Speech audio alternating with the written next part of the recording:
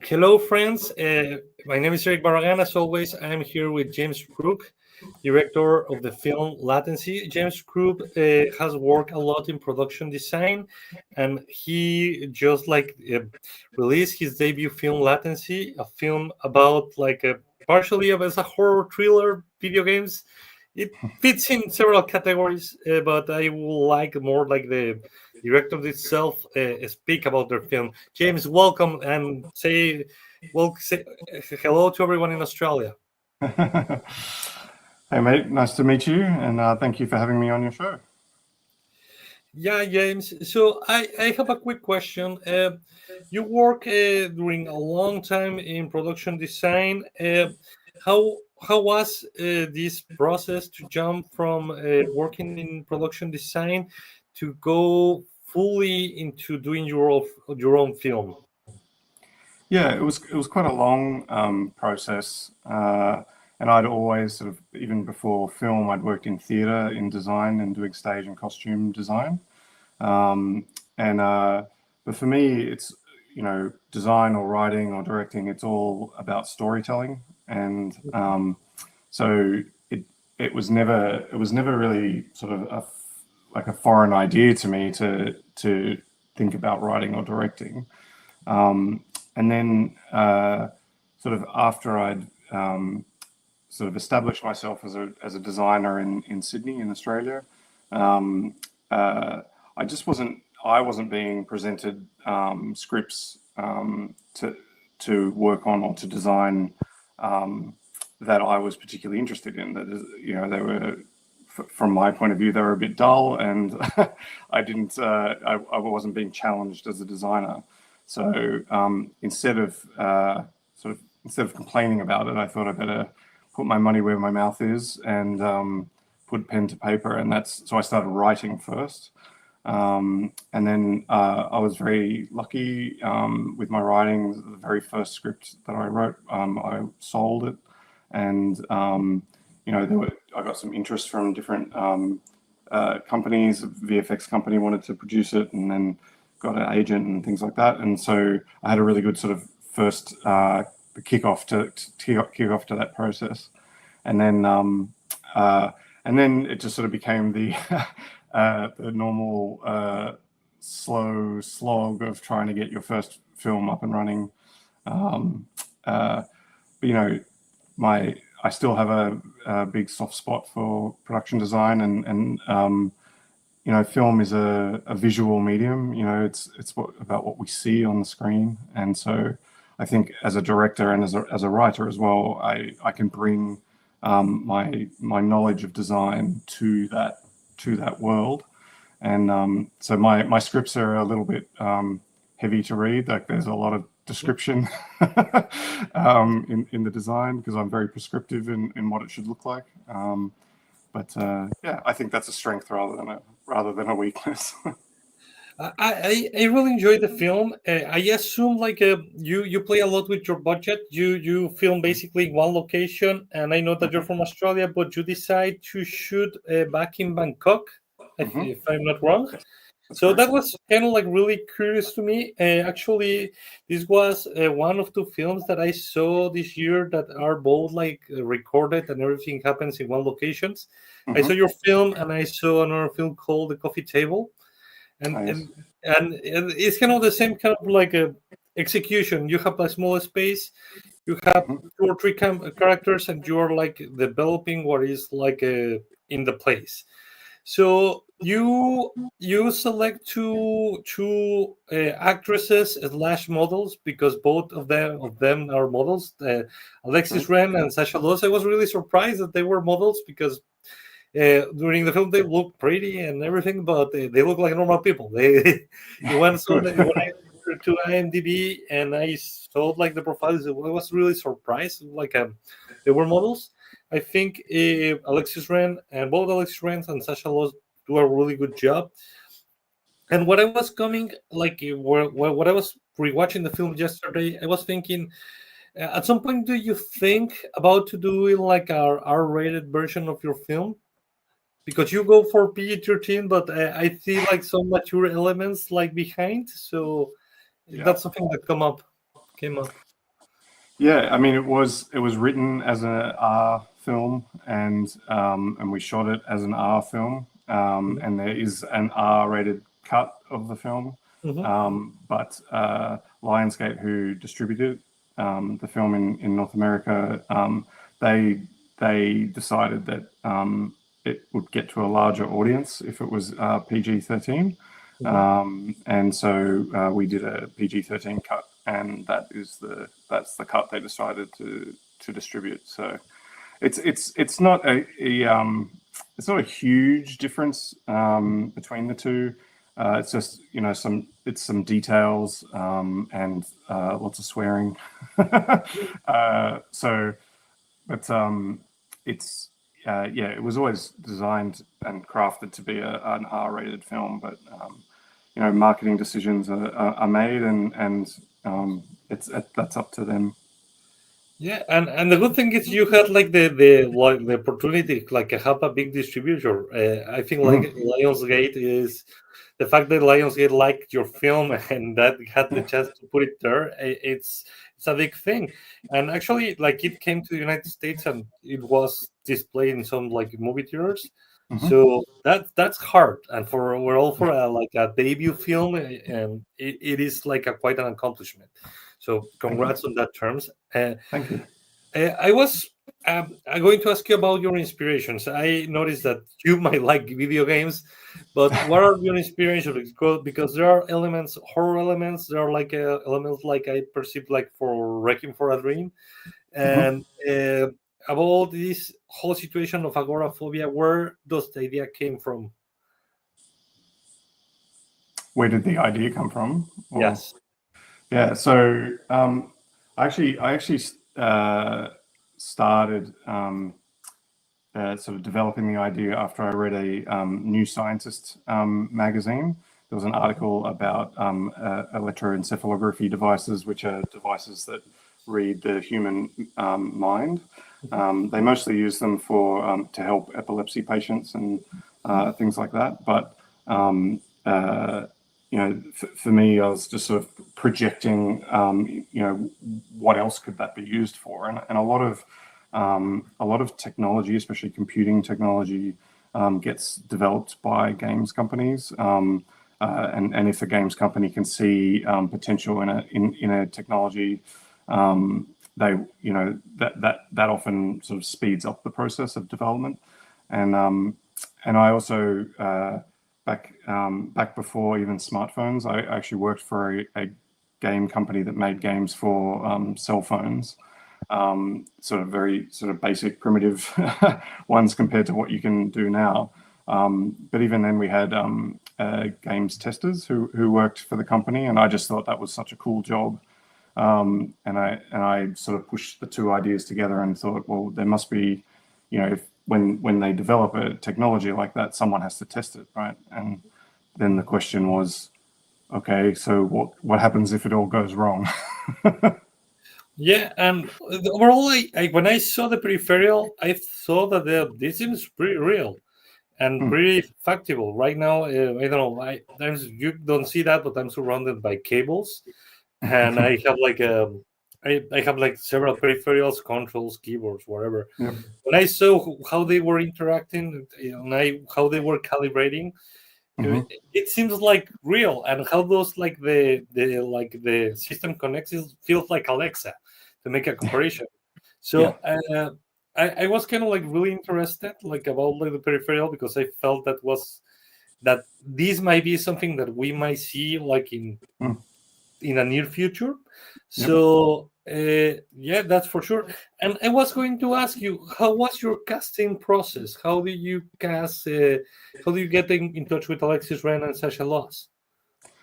I was lucky enough that one of the producers of actually several of the producers on the film had worked with Sasha before.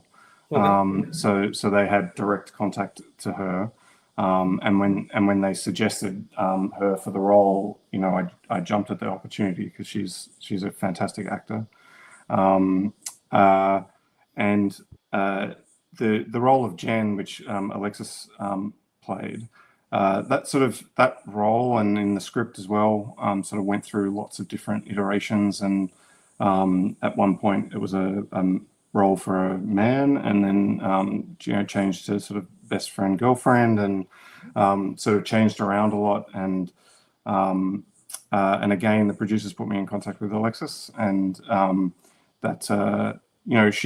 what she saw in that role, and what she offered to me was that real close friendship sort of character. So even when she was cast in that role, I rewrote the script a bit and tweaked it a bit, and even in the editing process after the fact, there were changes to sort of tweak it as we went along. But yeah, with Sasha Luss, very lucky to have someone of that caliber and talent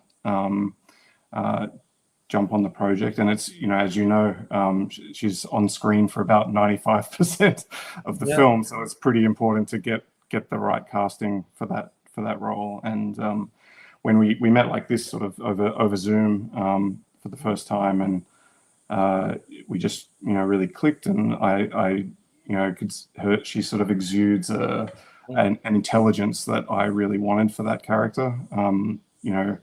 The character of Hannah is intelligent.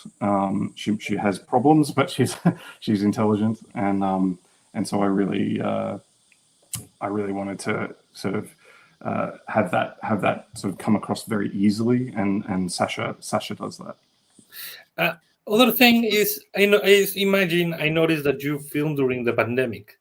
So you film during the pandemic, and you film abroad. So you go, you have to face two challenges. One is like the old regulation during the pandemic, and filming in another place that is not your home. How was like this, like in a challenge way, to set up? I think you rent the apartment for a couple of months. And how do you set up everything, and how do you sort all the restrictions that were like in both countries? So so Australia was pretty strictly locked down. There was actually a moment where I tried to get Latency to be made in Australia, but it was really, really very hard because of lockdowns and things. Thailand, well, they had, by that stage we had the vaccines, which was good, but they had sort of strict shooting conditions as well. So we were all, tested every single day and going in, and I was just really lucky. I just I didn't get sick for the shoot. And going to Bangkok, I had never been to Bangkok before in my entire life, and I didn't know a single member of the crew when I turned up. So there wasn't anybody on set that I knew, and I'd never been there before. And we only had 16 days to shoot the whole film, which is not much at all. But that team, that crew, they sort of welcomed me with open arms, and sort of embraced me as a member of the family, the crew family, which was really lovely. And luckily for me, I love Thai food, so that helped as well. I had excellent catering, and it was flat out. We were really working very fast. We had a very short shoot, so and they, as a crew, work really hard. So they were flat out the whole time. And that we didn't actually, it wasn't a rented apartment. We built that, so that was a studio set, and then there was just some parts. Anything outside the apartment was a location. Yeah, I was going to ask you that you were most of your career you have been crew. Now that you are in the chair of the director chair, how like the experience of being part of the crew helps you to direct the movie? I think it's a strength. I really, because I understand what the crew are going through and how hard they're working, and I know what it takes for them to do their job. Because ultimately, directing is sort of about decision making, and the crew present you with options and you have to choose. So, and you go, okay, this or that, and you choose. And so sometimes it's compromising, and sometimes it's just, choosing what's the best bet. And design has that in common with directing as well, because you have a multitude of options. So you've got to narrow it down to what is the best way of telling the story. And so as long as you keep that in mind, what's the best way of telling the story, it's pretty relatively easy. In that you have to, that's, as long as you put that at the front of your mind, that's fine. So yeah, I think it helped that I came through design, and I'm a very hands-on, on my feet director. I don't sit down in the director's chair. I'm up next to the camera, and I like to, it took a while for the crew to understand that, I was going to move props and dressing around a bit and adjust costumes and things like that. But that's a skill I have, so I may as well use it. So. I was going to ask how, all the crew was originally from Bangkok, or Yes. it was crew from all over the world? We had a very it was a very international production, but the crew on the actual shoot were all people who live in Bangkok. But we had in the overall, we had the sound design was done in Australia. The shoot and editing was done in Bangkok. We had VFX being done all over the world. So there was a sort of a core company in Serbia who were running the visual effects, but they also farmed it out to other places all over the world. And then, of course, we had the American Lionsgate people and the producers sort of coming from there. So in post-production, actually, I was just sort of on a 24-hour cycle all the way around the world. I didn't get much time to sleep. I was going to ask, there is a balance between a psychological thing, a thriller, and horror. How did you decide which thing to prioritize? What was your priority to show? The horror, this part the friendship. You handled several things and several tones. How did you decide what tone should the movie follow up? Yeah, tonally it's a challenging film because it's sort of a mishmash of different genres, I'd say. I all through the sort of production process, I was calling it a psychological thriller, and that's sort of what I was focused on. And the psychological part being more about focusing on Hannah, on the character, and it's her story and her psychology that affects the sort of duration of the story. It just happens. It's a psychological thriller that happens to have sci-fi and horror elements. The sci-fi is obviously the technology side of it, and then the horror elements are just sort of her deep-seated psychological problems being projected into the world around her via the science fiction. So it's sort of always sort of interwoven. So that's why I sort of focused just mostly on Hannah and her story. It's really funny. You mentioned the thing about the science fiction because right now you mentioned a science fiction, but I don't see it like that fictional, and that's the part that I actually enjoy about the film. Because seriously, I have tried a VR thing. I enjoy the VR, but I know the limitation that you have to have a big helmet, and I know the next step, there should be something in development, it's like a Neuralink, to mention something. So I think it's that part of sci-fi kind of is really close. It's like a small line. It's sci-fi because it doesn't exist yet, but I see in a near future. So definitely near future. It's not sci-fi space travel. It's sci-fi that could be tomorrow. Yes. And what was your process in creating the character of Hannah? Yeah, so I really sort of I kicked off with the premise, and what her job was, and how sort of why she's trapped where she's trapped, and sort of started there, and then there's little bits of Hannah that are actually some gamer friends of mine, and that even the relationship between Hannah and Jen are sort of modeled on my friendship with some other friends of mine, and so it really.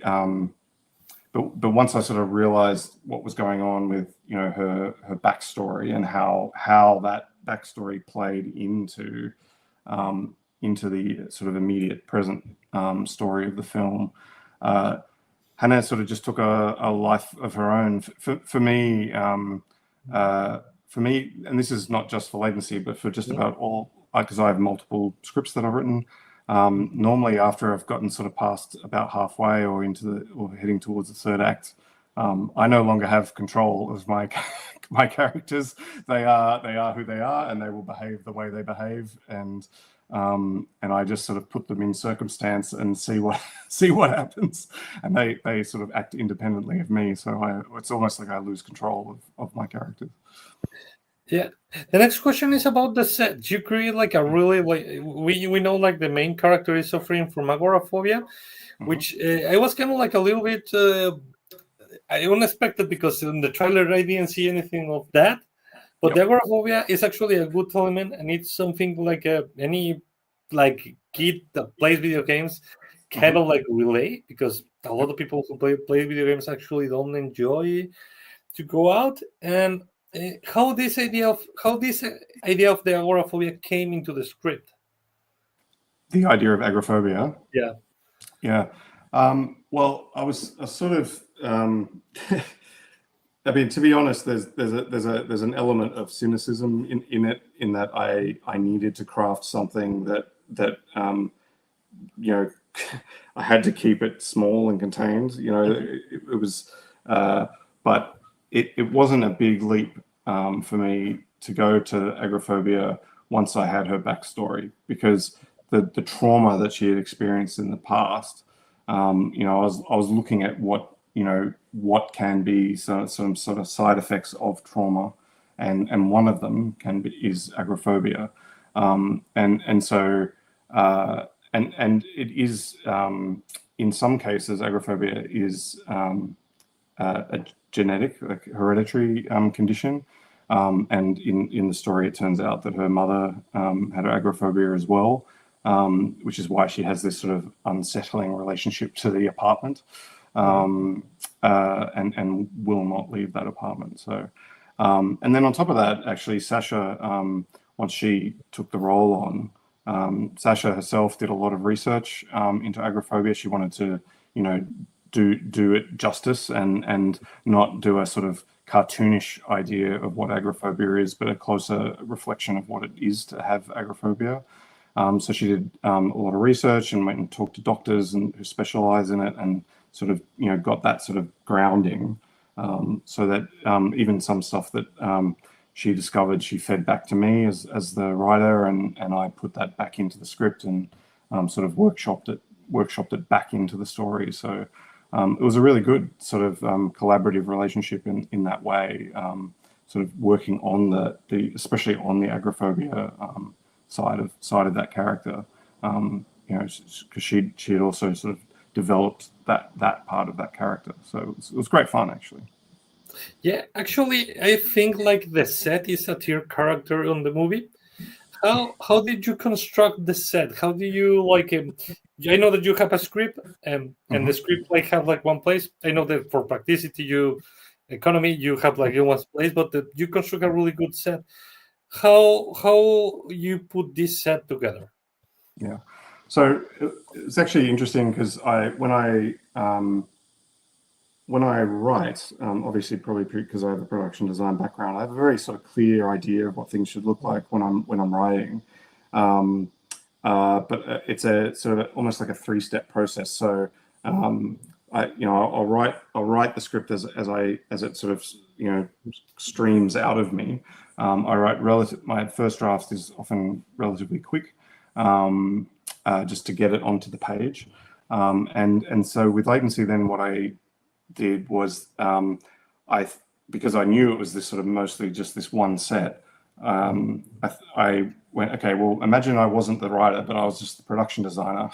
What would I do? What would I present to the director and say, this is what I think the set should be? So I started drawing it and drawing out the layout and how one room leads to another room, and how I thought shots could actually look, and what the composition could be. And then that fed right back into the script, because, for example, sometimes I just be, oh, well, you can't actually physically go from the kitchen to that room. That's not, that's physically not possible. And then, but also looking at a set design that I'd drawn myself, I can see other ways of using the set and other ways of getting interesting shots, or, tracking through walls or whatever it is. And then I can relay that back into the screenplay. So it's sort of, it goes script, set design, then back into the script again. And then because I'd already sort of designed the set myself, when I went to Bangkok, we had a very short pre-production period to get ready. Luckily, I was able to sort of just hand that design over to the art department's team and say, here you go, this is the layout, you can make your changes, but this is what I've planned for the shots. And then, of course, because there are exterior shots, so you see parts of outside of the building, there were just tweaks to the design based on the location that we found in Bangkok for it. So, because architecturally, you want the outside and the inside to at least make sense. If the inside is like Victorian era building, and ye olde cornices, and then the outside is a sterile concrete sort of building from the 80s, then that's not going to work. So, once we found out our exterior building, that informed what the changes to the inside, the interior design would be. Yes, and finally, just to close, I want to ask you, what is next for you? What are you working, and how do you see like your work in the following 10 years? Well, I've got a lot of scripts. I've written a lot of screenplays, and so if I'm lucky, Latency shows what I'm capable of, and as both a writer and as a director, and that Latency was done on a very small budget, and I think hopefully it showcases what I'm capable of if you give me a small amount of money. So ideally, they will give me more money next time. To do it a bit more easily, maybe have more than 16 days of shooting. And then, so I wrote and directed a short film called Shift a while ago, and I have a feature-length version of that as a screenplay, which for me would be a great next step. Plus the short works as a proof of concept. It shows that I can do that as well. And that's a sort of sci-fi action, more on the action side of things. Still with its sci-fi details, and then and I've got a handful of other scripts that I'd be more than happy to direct. There's actually another film that I wrote for a friend of mine who's a director that recently cast Jonathan Rhys-Meyers in the lead role. He's a very excellent actor. So if that helps that film get up and running, that'd be great. So that would be a writing only gig for me. So there's sort of that, and simultaneously trying to get my own directing projects up. How we can keep an eye on you? How we can track you over the internet and follow you? Where are you more active, so we can keep posted of your work? Yeah, you can. I've got an Instagram account. I'm not crazy active on Instagram. I only created the Instagram account when I started making Latency.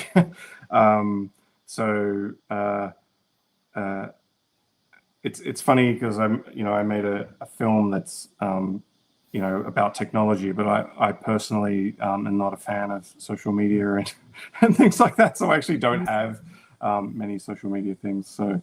But yeah, it's my Instagram account, which is just my name, is probably where any new stuff would get. I would mention on there. Should it become actual concrete information, definitely going to happen, that's where that would be. Okay. Well, James, I appreciate that you have lent me your time. I know that you're like in the middle of the day back in Australia. Thank you very much for being with us. Please, like, keep in touch with the work of James Crook. Mhm. Like, if you have the chance, watch Latency right now. If you're in the United States, you can watch it for free in Tubi. Cool. So I rewatched it on Tubi. I originally watched it on Amazon Prime. So let's get in touch in the next chapter. So thank you very much, James. Thank you. Thanks very nice to meet you. Very nice to meet you.